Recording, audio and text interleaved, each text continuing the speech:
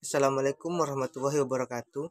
Perkenalkan, nama saya Bagus Alam Sabahari dengan NIM akhir 230 dari Prodi Manajemen kelas E. Di sini saya akan menjelaskan materi tentang talaah pustaka.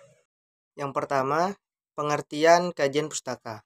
Kajian pustaka adalah kumpulan teori yang didapat dari berbagai sumber yang akan digunakan sebagai bahan rujukan dalam melakukan kegiatan penelitian. Atau dapat dikatakan, kajian pustaka adalah suatu kumpulan teori yang dipilih untuk dijadikan bahan referensi, literatur, dan dasar dalam sebuah penelitian atau karya ilmiah yang tujuannya adalah untuk menjawab permasalahan dari suatu penelitian. Kajian pustaka menurut para ahli. Yang pertama ada menurut Nasir tahun 2005. Kajian pustaka adalah suatu studi literatur yang artinya mencari sumber data dari bahan sekunder yang berfungsi untuk menunjang penelitian. Selain itu, juga digunakan untuk meninjau sejauh mana ilmu yang terkait dengan penelitian berkembang serta sejauh mana kesimpulan yang pernah dibuat.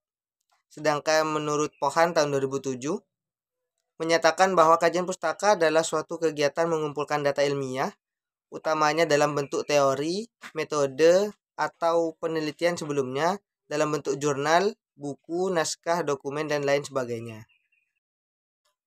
Tujuan kajian pustaka. Yang pertama yaitu untuk memahami suatu permasalahan yang relevan dengan topik pembahasan penelitian, sehingga bisa menghasilkan peneliti yang solutif. Yang kedua yaitu untuk melakukan peninjauan terhadap topik pembahasan yang akan diteliti atau dianalisis lewat literatur atau karya tulis. Yang ketiga yaitu untuk mengetahui para peneliti sebelumnya yang sudah melakukan penelitian dengan topik pembahasan atau topik permasalahan yang sama. Yang keempat yaitu untuk mengetahui sekaligus memahami setiap teori yang akan digunakan sebagai literatur pada proses penelitian yang sedang dilakukan yang kemudian akan dituliskan. Dan yang terakhir, bertujuan untuk menentukan sikap pada saat melakukan penelitian yang sudah dilakukan dan diselesaikan, hasilnya tidak sesuai dengan apa yang diharapkan atau tidak sesuai dengan tujuan utama dari penelitian. Cara menyusun kajian teori. Menurut Priyono tahun 2008 dan Sugiono tahun 2014, ada beberapa cara yang dapat dilakukan untuk menyusun kajian teori. Yang pertama yaitu menentukan variabel penelitian. Hal pertama yang harus dilakukan saat membuat kajian teori adalah menentukan variabel penelitian. Misalnya di dalam penelitian kualitatif, variabel menjadi hal pertama yang harus ditemukan dan dikumpulkan. Yang kedua yaitu mengambil sumber referensi. Setelah variabel ditentukan, hal kedua yang dilakukan yaitu mengambil referensi yang berasal dari berbagai sumber. Umumnya berasal dari buku dan laporan penelitian. Akan tetapi, juga bisa mengambil sumber dari publikasi ilmiah, artikel ilmiah, glosarium, atau jurnal penelitian. Yang ketiga yaitu menyortir referensi relevan. Yang keempat, mencari dan membandingkan variabel. Yang kelima yaitu mengambil dan membandingkan variabel. Yang keenam yaitu membaca topik. Setelah semua langkah dilakukan, hal selanjutnya yaitu membaca dengan teliti topik penelitian agar penelitian tersebut benar-benar valid dan sesuai dengan variabel. Yang ketujuh, memaparkan teori. Dan yang terakhir yaitu mencantumkan sumber dari referensi yang dikutip. Selanjutnya, definisi telaah empiris. Secara umum, kajian empiris adalah kajian yang didapat dari penelitian yang telah dilakukan sebelumnya oleh peneliti lain.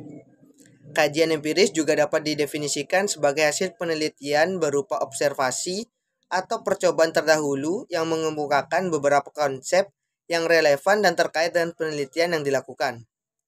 Empiris sendiri berasal dari kata empirisme, yaitu sebuah istilah dalam ilmu filsafat yang merujuk mengenai pengalaman sebagai sumber pengetahuan. Menurut Kamus Besar Bahasa Indonesia, kajian empiris adalah suatu yang berdasarkan pengalaman, terutama pengalaman yang didapat melalui observasi secara langsung. Sedangkan menurut Amiruddin dan Zainal Ashikin, empiris adalah penelitian berfokus untuk meneliti fenomena atau kejadian objek peneliti secara terperinci. Caranya adalah dengan mengumpulkan fakta dan bukti yang terjadi serta mengembangkan rancangan yang sudah ada. Proses telaah empiris. Pertama yaitu tahap observasi. Pada tahap ini dilakukan pengamatan terhadap suatu fenomena dan menyelidiki penyebabnya. Yang kedua yaitu tahap induksi. Pada tahap ini dilakukan perumusan hipotesis sebagai penjelasan umum dari fenomena yang diamati sebelumnya. Yang ketiga yaitu tahap deduksi. Tahapan ini merupakan tahapan eksperimen yang berperan untuk menguji hipotesis. Yang keempat, tahapan pengujian. Tahapan ini menjadi proses pengujian hipotesis melalui pengumpulan jenis data penelitian. Dan yang terakhir adalah tahapan evaluasi. Tahapan ini menjadi tahap interpretasi data dan perumusan teori terkait hasil eksperimen sebagai penjelasan dari fenomena yang diamati. Jenis telaah empiris. Yang pertama yaitu kajian empiris kualitatif. Adalah kajian empiris yang bersifat deskriptif dan menggunakan analisis mendalam dari para peneliti. Selain itu, hasil kajian empiris secara kualitatif bersifat subjektif sehingga tidak bisa digeneralisasi. Yang kedua yaitu kajian empiris kuantitatif. Adalah kajian yang lebih sistematis pada bagian, fenomena, dan kausalitas hubungannya. Kajian empiris ini digunakan untuk mengamati permasalahan sosial dan sesuatu yang sifatnya dinamis. Selanjutnya yaitu pengertian hipotesis. Pengertian umum hipotesis penelitian. Hipotesis pada umumnya diartikan sebagai jawaban atau dugaan sementara dari masalah suatu penelitian. Hipotesis hanya disusun dalam jenis penelitian inferensial, yakni jenis penelitian dan pendekatan kuantitatif yang bertujuan untuk menguji. Pengertian hipotesis menurut para ahli. Yang pertama, ada menurut The American Heritage Dictionary. Mendefinisikan hipotesis penelitian sebagai penjelasan sementara terhadap fenomena ilmiah yang perlu diuji dengan penelitian lebih lanjut. Dengan kata lain, dari penelitian ini kita bisa mengambil kesimpulan bahwasanya hipotesis yang bersifat ilmiah harus dibuktikan secara ilmiah dan berlaku sebaliknya. Sedangkan menurut Kerlinger menuliskan bahwa hipotesis adalah pernyataan atau dugaan yang didasarkan antara dua variabel atau lebih dari dua variabel. Fungsi dari hipotesis. Fungsi hipotesis dalam penelitian sebagaimana disebutkan dalam buku Metodologi Penelitian Ekonomi oleh Wahyu Hidayat Rianto dan Ahmad Muhyi. Berfungsi sebagai jawaban atau kesimpulan sementara atau atas suatu masalah. Yang kedua, mengarahkan peneliti dalam mencari dan mengumpulkan data. Yang ketiga, memperjelas keadaan yang tadi masih terlihat samar. Dan yang terakhir yaitu membantu memprediksi hal-hal yang mungkin terjadi. Jenis hipotesis. Yang pertama yaitu hipotesis nol. Hipotesis nol adalah hipotesis yang menyatakan adanya kesamaan antara variabel X dan variabel Y. Hipotesis ini merupakan dugaan yang akan diajukan kebenarannya. Hipotesis nol disebut juga dengan hipotesis nihil atau hipotesis statistik karena menggunakan perhitungan statistik. Yang kedua yaitu hipotesis alternatif. Disebut juga dengan hipotesis kerja, yakni sebuah hipotesis yang menyatakan adanya hubungan atau perbedaan antara variabel X dan variabel Y. Hipotesis ini umumnya berupa pernyataan bahwa parameter suatu populasi memiliki nilai yang berbeda dari pernyataan hipotesis nol. Selanjutnya ada langkah perumusan hipotesis.